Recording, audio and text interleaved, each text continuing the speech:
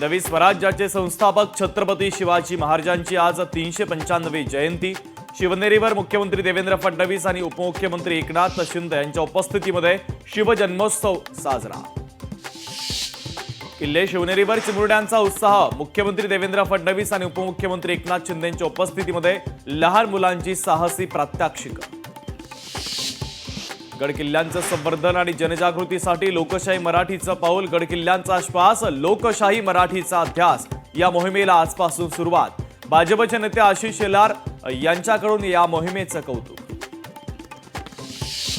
राहुल नार्वेकर यांच्याकडून लोकशाही मराठीचं कौतुक। युवा पिढीनं लोकशाही मराठीसारखं यंग चॅनल पाहावं, राहुल नार्वेकरांचं वक्तव्य।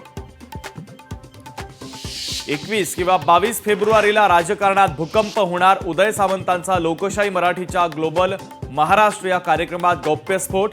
मी रोज त्यांच्याशी चर्चा करतोय। एकनाथ शिंदेंसोबतही त्यांची चर्चा झाली, सामंतांचं सूचक वक्तव्य।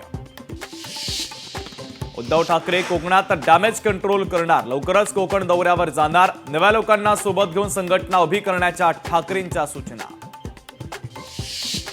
भाजप दिल्लीची धुरा नवीन चेहऱ्याच्या हाती देण्याची शक्यता। संध्याकाळी 7 वाजता विधिमंडळ नेत्याची निवड होणार। मुख्यमंत्री शपथविधी कार्यक्रमाची देखील एका बाजूला जय्यत तयारी। सिंधुदुर्गात शिवसेना उद्धव बाळासाहेब ठाकरे पक्षाला मोठा धक्का। जिल्हा प्रमुख संजय पडतेंचा आपल्या पदाचा राजीनामा। शिवजयंतीच्या मुहूर्तावर सामान्यांचं घराचं स्वप्न पूर्ण होणार।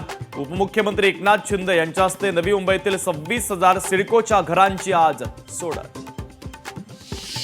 स्वाईन फ्लूनं पुन्हा डोकं वर काढलं। राज्यात 1.5 महिन्यात स्वाईन फ्लूचे 52 रुग्ण, तर नागपुरात सर्वाधिक 12 आणि मुंबईत 10 रुग्ण। नागरिकांनी काळजी घेण्याचं आरोग्य विभागाचं आवाहन। लोकशाही मराठी ऐका, पहा, जागरूक रहा।